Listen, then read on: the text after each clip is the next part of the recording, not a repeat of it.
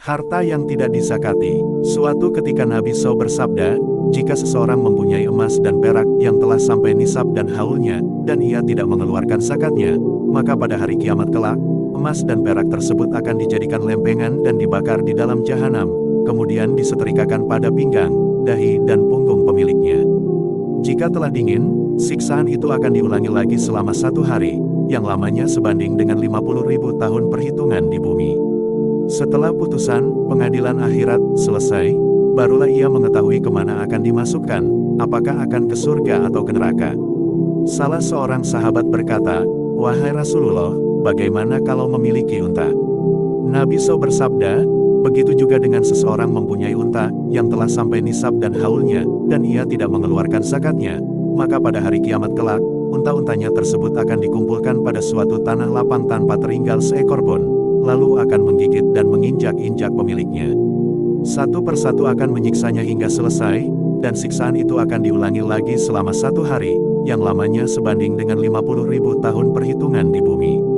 Setelah putusan pengadilan akhirat selesai, barulah ia mengetahui kemana akan dimasukkan, apakah akan ke surga atau ke neraka.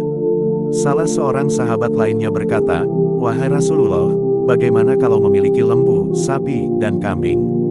Nabi SAW bersabda, begitu juga dengan seseorang mempunyai lembu dan kambing yang telah sampai nisab dan haulnya, dan ia tidak mengeluarkan zakatnya, maka pada hari kiamat kelak, lembu-lembu dan kambing-kambingnya tersebut akan dikumpulkan pada suatu tanah lapang tanpa tertinggal seekor pun, termasuk yang tanduknya patah, bengkok atau juga tidak bertanduk. Mereka akan menggigit dan menginjak-injak pemiliknya. Satu persatu akan menyiksanya hingga selesai, dan siksaan itu akan diulangi lagi selama 1 hari, yang lamanya sebanding dengan 50.000 tahun perhitungan di bumi. Setelah putusan pengadilan akhirat selesai, barulah ia mengetahui kemana akan dimasukkan, apakah akan ke surga atau ke neraka. Sahabat lainnya berkata, "Wahai Rasulullah, bagaimana kalau memiliki kuda?" Tampaknya sahabat tersebut bertanya sehubungan dengan zakat, sebagai keterkaitan dari hal yang dijelaskan oleh Rasulullah SAW sebelumnya, tetapi jawaban beliau sama sekali tidak menghubungkan kuda dengan masalah zakat. Wala yantiku anil hawa in huwa illa wahyun yuha, tidaklah Nabi SAW mengatakan sesuatu dari hawa nafsunya, termasuk analisa dan rekaan akal pikiran beliau, tetapi semua itu adalah wahyu yang diturunkan kepada beliau.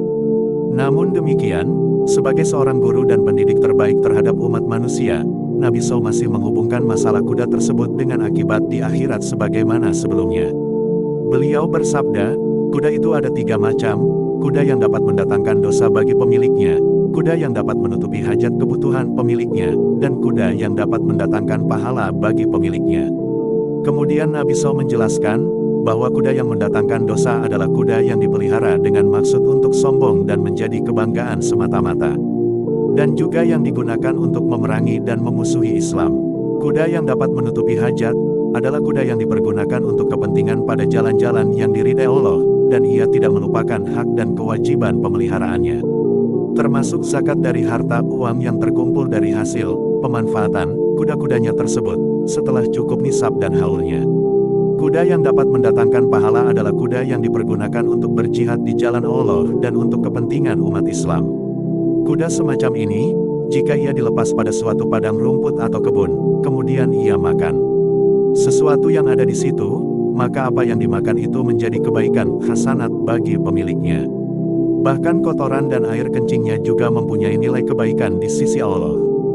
Bila kuda itu terlepas dari kekangnya kemudian ia lari atau meloncat-loncat, maka jumlah langkahnya itu akan dicatat Allah sebagai kebaikan bagi pemiliknya. Jika kuda dibawa melalui sungai dan ia minum airnya, walaupun pemiliknya tidak bermaksud untuk memberinya minum, maka Allah akan mencatat air yang diminumnya itu sebagai kebaikan bagi pemiliknya. Kuda pada penjelasan ketiga ini bisa dikatakan sebagai kendaraan atau tunggangan yang dipergunakan di jalan Allah. Karena itu bisa juga dianalogikan dengan alat-alat transportasi pada zaman ini, yang jika digunakan dan diinfakkan pada jalan Allah dan kepentingan umat Islam, insya Allah akan membuahkan banyak sekali kebaikan bagi pemiliknya sebagaimana dijelaskan Rasulullah SAW tersebut. Ternyata masih ada saja seorang sahabat yang bertanya berkaitan dengan penjelasan beliau itu. Ia berkata, "Wahai Rasulullah, bagaimana kalau memiliki keledai?" Dan jawaban Nabi SAW mencerminkan sifat kejujuran dan kesidikan. sekaligus masih dihubungkan dengan masalah akhirat seperti sebelumnya. Beliau bersabda, tentang keledai tidak diturunkan wahyu kepadaku yang menjelaskannya, kecuali suatu ayat yang bersifat umum, yakni, Faman ya'mal mithqala dzarratin khairon yarah, waman ya'mal mithqala dzarratin syarron yarah. Barang siapa yang berbuat kebaikan seberat zarah atom, pastilah ia akan melihat balasannya, dan barang siapa yang berbuat kejahatan seberat zarah, pastilah ia akan melihat balasannya pula.